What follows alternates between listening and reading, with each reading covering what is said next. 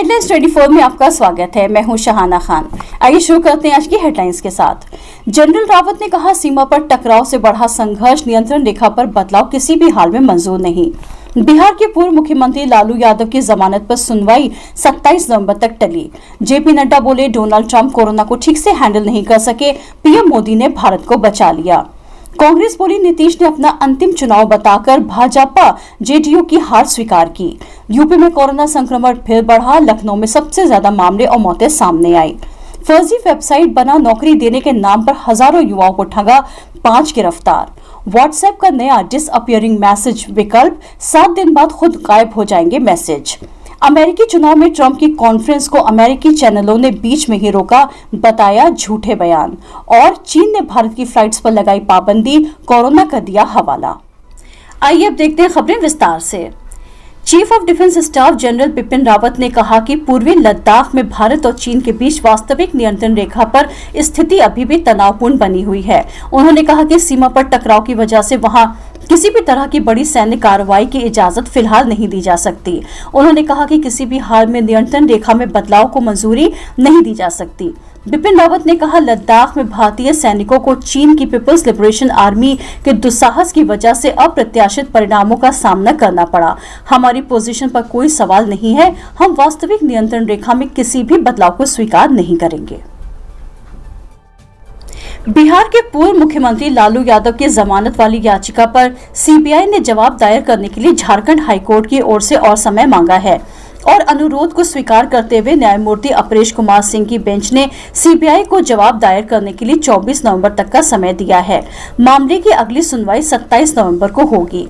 बिहार चुनाव के प्रचार में लालू यादव के बेटे और महागठबंधन के मुख्यमंत्री पद के उम्मीदवार तेजस्वी यादव ये दावा करते थे कि उनके पिता 9 नवंबर को जेल से बाहर आ जाएंगे और बिहार में विधानसभा चुनाव के नतीजे 10 नवंबर को आएंगे। चारा घोटाले के मामले में सजा काट रहे लालू यादव फिलहाल रांची के एक अस्पताल में न्यायिक हिरासत में हैं। प्रधानमंत्री नरेंद्र मोदी ने वो काम कर दिखाया जिसे अमेरिकी राष्ट्रपति डोनाल्ड ट्रंप नहीं कर पाए। वो काम है अपने देश को कोरोना महामारी से बचाने का। ये कहना है बीजेपी के राष्ट्रीय अध्यक्ष जगत प्रकाश नड्डा का। बीजेपी अध्यक्ष ने ये बात गुरुवार को दरभंगा की चुनावी रैली में कही, जहां शनिवार 7 नवंबर को अंतिम चरण की वोटिंग होनी है। नड्डा ने भारत को कोरोना वायरस महामारी को केंद्र सरकार द्वारा सही से संभालने की प्रशंसा की, जिससे कि देश में अब तक 84 लाख लोग संक्रमित हो चुके हैं और 1,24,000 लोगों की जान जा चुकी है। बीजेपी अध्यक्ष ने अमेरिका में जारी राष्ट्रपति चुनाव के दौरान डोनाल्ड ट्रंप द्वारा कोविड की स्थिति को लेकर की जा रही आलोचना की चर्चा की, जिसका जिक्र ट्रंप के प्रतिद्वंदी जो बाइडेन अपने प्रचार में करते हैं।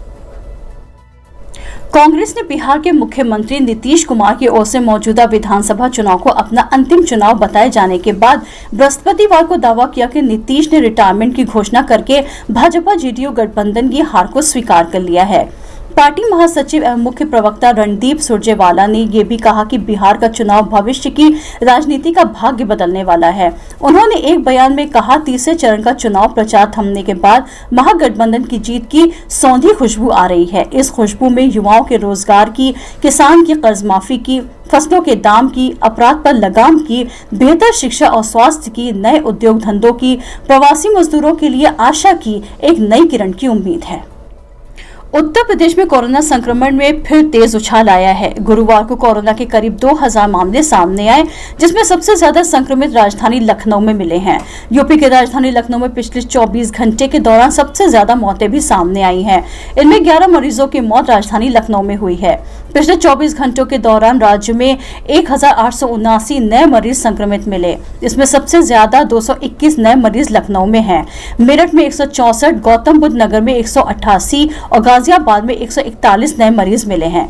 प्रतापगढ़ में 2, कानपुर नगर, गाजियाबाद, गोरखपुर, वाराणसी, मेरठ, बाराबंकी, आजमगढ़, हरदोई, इटावा, बुलंदशहर, गोंडा, सुल्तानपुर, रायबरेली, सोनभद्र तथा ललितपुर में एक-एक संक्रमितों की मौत हुई है। केंद्रीय गृह मंत्री अमित शाह पश्चिम बंगाल के दौरे पर हैं। पश्चिम बंगाल में अगले साल विधानसभा के चुनाव होने हैं। बीजेपी टीएमसी को मात देने के लिए अपनी तैयारियों में जुटी है।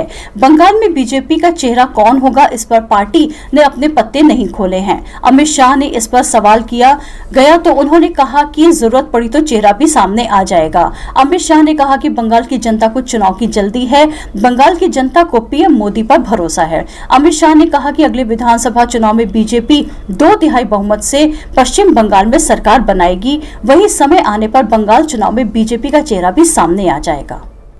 बिहार विधानसभा चुनाव में तीसरे चरण के प्रचार के आखिरी दिन मशहूर शायर इमरान प्रतापगढ़ी रक्सौल में आयोजित चुनावी सभा में पहुंचे।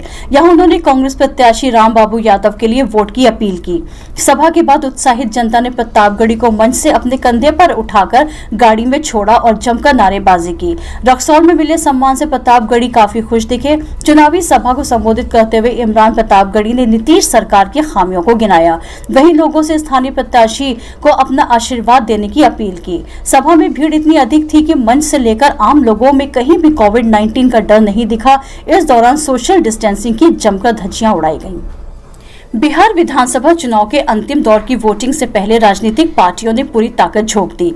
चुनाव प्रचार के दौरान जमकर राजनीतिक बयानबाजी हुई। प्रचार के आखिरी दिन एआईएमआईएम प्रमुख असदुद्दीन ओवैसी और कांग्रेस के प्रवक्ता रणदीप सुरजेवाला में ट्विटर पर जंग देखने को मिली। दरअसल रणदीप सुरजेवाला ने असदुद्दीन ओवैसी पर निशाना साधते हुए उन्हें बीजेपी की बी टीम बताया। रणदीप सुरजेवाला ने एक प्रेस रिलीज जारी कर कहा कि असदुद्दीन ओवैसी भाजपाई तोता है और भाजपा की ध्रुवीकरण की कांट की हांडी फेल होगी। एआईएमआईएम पर निशाना साधते हुए कांग्रेस ने कहा कि हिंदू मुस्लिम वोटों के ध्रुवीकरण के लिए ही बीजेपी एआईएमआईएम का इस्तेमाल करती है। कांग्रेस ने तर्क देते हुए कहा कि एआईएमआईएम तेलंगाना राज्य में सिर्फ 9 सीटों पर चुनाव लड़ती है, जबकि असदुद्दीन ओवैसी और उनकी पार्टी का आधार ही तेलंगाना का हैदराबाद है। कांग्रेस ने सवाल खड़े किए कि जब ओवैसी तेलंगाना में सिर्फ 9 सीटों पर ही चुनाव लड़ते हैं तो फिर बिहार के सीमांचल में ओवैसी की पार्टी 24 सीटों पर चुनाव किसकी मदद से लड़ रही है। बिहार के भागलपुर में अपराधियों ने खाद्य बीज व्यवसायी के बेटे को गोली मार दी और 25 लाख रुपए लेकर फरार हो गए। घटनास्थल से एक लोडेड पिस्टल के साथ एक मैगजीन बरामद हुई है। घटना की सूचना मिलते ही घटनास्थल पर पहुंचे परिजनों ने युवक को आनंद फानंद में इलाज के लिए मायागंज अस्पताल ले गए, जहां इलाज के दौरान उसकी मौत हो गई। कोरोना और लॉकडाउन के बाद अब एक बार फिर से हज 2021 की कार्रवाई शुरू हो गई है। 7 नवंबर से ऑनलाइन आवेदन लिए जाएंगे, लेकिन हज 2021 के लिए नए नियम भी बनाए गए हैं। ये कदम कोरोना के चलते उठाया गया है। उम्र की समय सीमा तय कर दी गई है। सऊदी अरब में रुकने के दिनों की संख्या को भी घटा दिया गया है। हज पर जाने वालों की लॉटरी जनवरी में खोली जाएगी। गौरतलब रहे कि इस साल भारत से हज यात्रा पर कोई भी नहीं जा पाया था। श्रीनगर में नेशनल कॉन्फ्रेंस के नेता और पूर्व मुख्यमंत्री उमर अब्दुल्ला ने शुक्रवार को आर्टिकल 370 और 35A को लेकर भारतीय जनता पार्टी पर जमकर निशाना साधा। एक कार्यक्रम के दौरान उन्होंने बीजेपी का नाम लिए बगैर कहा कि ये जम्मू कश्मीर के लिए उठाई गई सबसे बड़ी भूल है। एक दिन पहले भी अब्दुल्ला ने ट्वीट के जरिए अपनी हिरासत का जिक्र करते हुए रूलिंग पार्टी पर आरोप लगाया था। आइए अब चलते हैं अंतर्राष्ट्रीय खबरों की तरफ। अमेरिका के कई टीवी चैनलों ने राष्ट्रपति डोनाल्ड ट्रंप के चुनाव को लेकर की जा रही टिप्पणी को बीच में ही रोक दिया। वहां के चैनलों ने उनकी प्रेस कॉन्फ्रेंस की कवरेज बीच में ही रोक दी और अपने दर्शकों से कहा कि राष्ट्रपति ने कई झूठे बयान दिए हैं। संवाददाताओं का कहना है कि राष्ट्रपति ट्रंप की बातों से ऐसा लग रहा था कि वो पोस्टल मतों को फ्रॉड यानी धोखाधड़ी ठहरा रहे हैं। ट्रंप मतदान से पहले भी अपने समर्थकों से कहते रहे हैं कि वो पोस्टल वोट न डालें बल्कि खुद जाकर मतदान करें। वहीं जो बाइडेन ने अपने समर्थकों से कहा था कि वो कोरोना महामारी को देखते हुए अधिक से अधिक संख्या में पोस्टल मतों से ही वोटिंग करें। चीन ने अस्थायी रूप से भारत में रहने वाले विदेशी नागरिकों के चीन में प्रवेश को निलंबित करने का फैसला किया है। ये आदेश वैध चीनी वीजा या निवास परमिट रखने वाले भारत में रहने वाले सभी विदेशी नागरिकों पर लागू होगा। इसके अलावा चीन ने कोरोना वायरस महामारी का हवाला देते हुए भारत से सभी उड़ानों को भी निलंबित कर दिया है। चीन के विदेश मंत्रालय ने एक बयान में कहा कि भारत में चीनी दूतावास वीजा धारकों के लिए हेल्थ डिक्लेरेशन फॉर्म पर मुहर नहीं लगाएगा। बयान में कहा गया है कि चीनी राजनयिक, सेवा, शिष्टाचार और सी वीजा रखने वाले विदेशी प्रभावित नहीं होंगे। आपातकाल में चीन जाने वाले विदेशी भारत में चीनी दूतावास में वीजा आवेदन प्रस्तुत कर सकते हैं।